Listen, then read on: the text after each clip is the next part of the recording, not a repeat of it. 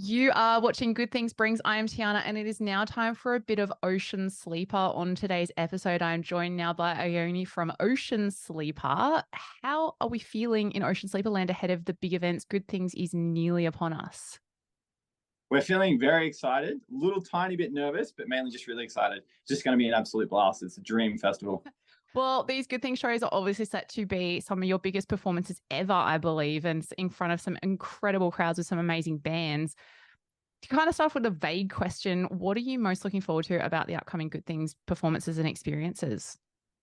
I'm mainly just like keen to watch the bands. To be like perfectly honest, I would be going even if we weren't playing. Like, there's so many bands on this lineup that I absolutely froth. Like, I love the plot new, and I'm so keen to see them.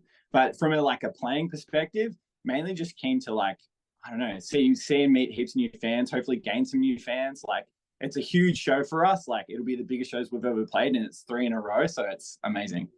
Yeah, it's like it's a big couple of days, but like you said, there is so much to look forward to. And I feel like I'm the same. Like even if I wasn't going, I would still be going. Like the lineup is that insane. And while it's going to be exciting, there is some other exciting Ocean Sleeper news that has happened very recently too. You guys, of course, very, very recently dropped your brand new single Heaven, and it also arrived with a brand new music video. Can you take me behind the making of this spicy new single? What was the origin You, story for Heaven? I absolutely can. So to start off with the video, we actually shot it, I think, last Sunday or the Sunday before. And I think we just flew in from Sydney. We had to drive out to rural Victoria and sail, shoot the video clip, then drive home, and then fly out for another show. And then I had to edit it every single day until I submitted it to PR on Thursday to get it turned around in time. So that was absolutely hectic. It was. I think I've just recovered from the lack of sleep. Yeah, you're still But then smiling. I'm I'm, impressed. it's just like that, that weight off your shoulders when you get a song and you're like, oh, done now. It's out in the world. It sounds better. I don't know how stuff sounds better when it's out, but it always does. Yeah, And then, I like that actually. That's a really good point. Maybe yeah, because you kind of have like everyone else in the world gets kind of latch onto it too, and you're not just sitting in that limbo, like just waiting with it finished. I don't know. yeah. Even from a work perspective, because I record bands, once a song's out, I can listen to it as a listener instead of being like, oh, I want to fix this, I want to fix that, I want to change this, I want to change that. But going back to Heaven, we just we recorded it ourselves. It was like a demo idea that we came up with at a writing session. Like we did a little writing retreat earlier or late last year, and then yeah, it just evolved into that. It's a fun one because I feel like it's definitely a very light song for us, and it's just a really fun upbeat jam, which is perfect for festival season, to be honest. Oh yes, yeah. The second I heard it, I'm like, yeah, this is gonna work. And like set list wise, at this point, are you pretty firmly set in stone about what you're gonna play at Good Things? Is there any hints you can reveal, or is it all under wraps? We are 100% certain what we're doing. My brain doesn't work that well right now, but I know we're playing Heaven. I know we're playing Never the One. We're playing Light My Dark.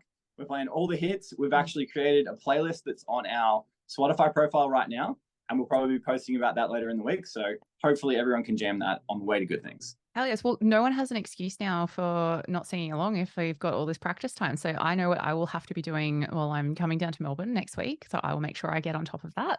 Learn all the Legit, words. I was thinking of maybe getting people with some cue cards so they can just hold up the lyrics, make it easy for everyone new.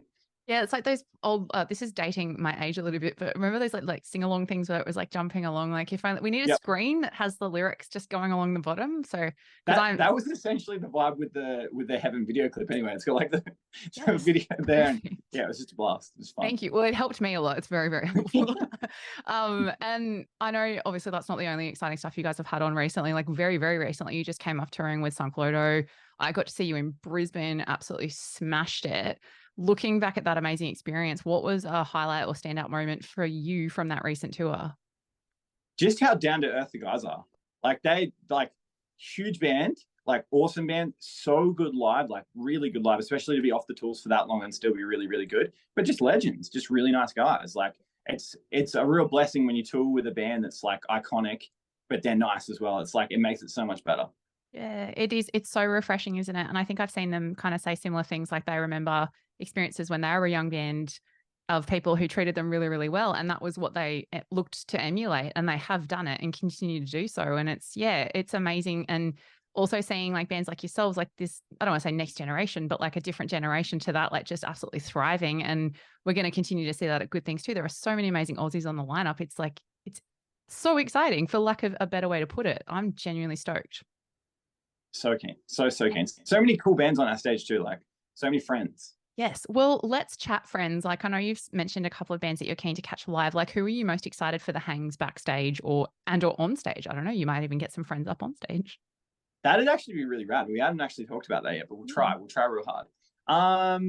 I think just general hangs, we get along really well with the Tapestry guys. Like, I think it's because we kind of came up at the same time. Like, we actually we both first got our first tour by competing with each other in a competition to win the spot on the tour.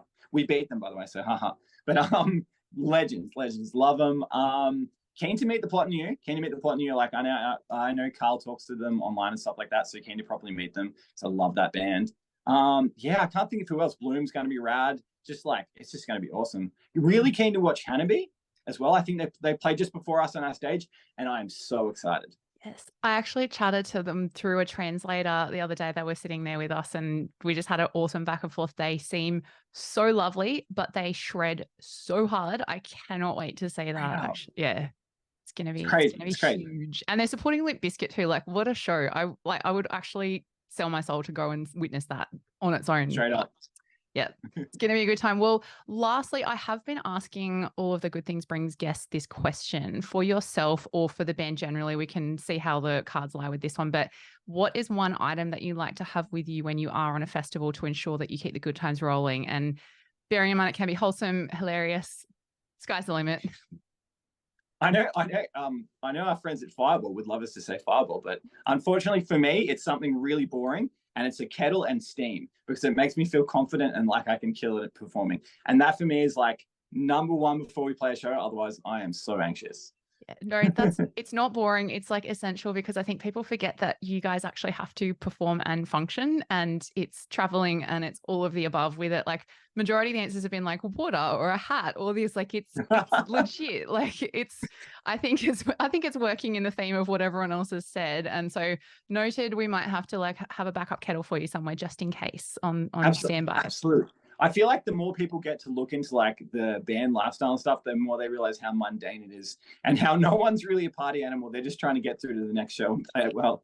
Yeah, that's it. Yeah, I think a lot of bands, like I've said, it's either been that kind of stuff where it's been like a Nintendo Switch or something, like, you know, which is also very essential, might I add. But yeah, I'm with you. Well, I know there's a lot to do before then. Thank you so much for joining us today on Good Things Brings. Cannot wait to see Ocean Sleeper in action again. I feel so lucky I get to see you another time in 2023. So bring on Good Things Festival. Thank you so much. Oh yeah, thanks so much.